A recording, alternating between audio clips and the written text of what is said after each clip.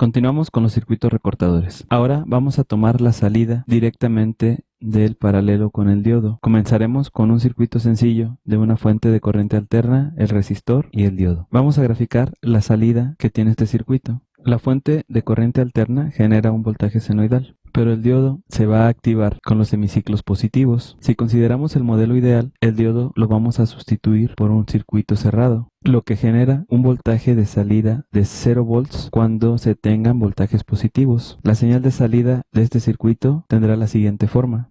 Si consideramos el modelo práctico del diodo y lo consideramos de silicio, tendríamos una pequeña variación, ya que el diodo se activaría hasta tener los 0.7 volts. Si nosotros hacemos un acercamiento, el voltaje aumentaría hasta llegar a los 0.7 volts, permitiendo que el diodo entre en conducción. Esto sucede en el modelo práctico. Ahora veremos qué pasa cuando al diodo lo ponemos en dirección contraria.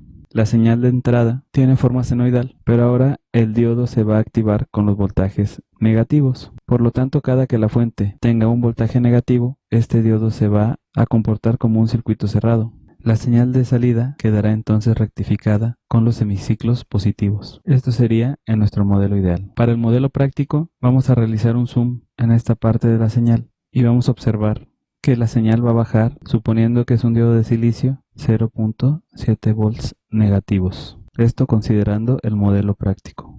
Ahora revisaremos estos mismos circuitos, pero adicionando una fuente de voltaje de CD. En este primer ejemplo, la fuente de voltaje de CD está conectada con el diodo y VO se toma en uno de los nodos superiores del diodo. Vamos a analizar este circuito considerando al diodo ideal. Por lo tanto, la condición básica es que mientras el diodo esté polarizado, el voltaje de salida va a ser igual al voltaje de CD. Y para que el diodo conduzca, la fuente de CD debe ser mayor que el voltaje de entrada VI. Si hablamos del modelo práctico, tendría que ser al menos 0.7 veces más grande. Graficamos VI y dibujamos el nivel que tiene la fuente de CD. En este caso, la fuente es positiva con respecto a tierra. Y checamos la condición. La salida va a ser igual a la fuente siempre que la fuente de CD sea mayor que VI. Por lo tanto, la señal de salida tendrá la siguiente forma. Ahora vamos a analizarlo si la fuente de CD está invertida. Ahora vemos que la fuente de CD es negativa con respecto de la tierra.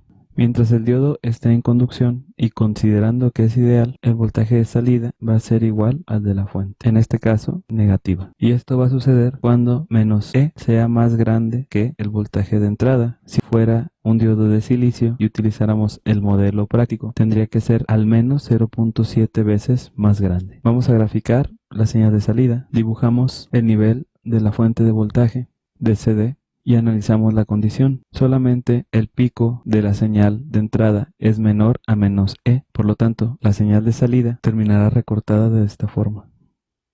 Ahora analizaremos el circuito poniendo el diodo en dirección contraria y la fuente de CD positiva con respecto a tierra. Nuevamente, si el diodo está en conducción, el voltaje de salida va a ser igual al voltaje de la fuente CD. Esta condición se va a cumplir cuando el voltaje de entrada sea mayor al voltaje de la fuente de CD. Si graficamos los voltajes, tenemos a VI y a la fuente de CD, que es positiva, y analizamos la condición cuando VI es más grande que E, y VO quedaría así. Finalmente, utilizaremos la fuente de CD negativa con respecto a tierra. Aquí nuevamente, mientras el diodo esté en conducción, VO va a ser igual a menos la fuente de CD. Esto ocurre cuando VI es más grande que menos E, y esto ocurre cuando VI es más grande que menos la fuente de CD. Y esto ocurre cuando VI es más grande que el negativo de la fuente de CD. Ahora realizamos la gráfica de los voltajes. Primero dibujamos a VI. Después dibujamos a la fuente de CD y aplicamos la condición. Siempre que VI sea más grande, tendremos el voltaje de la fuente. Por lo tanto, VO tendrá esta forma.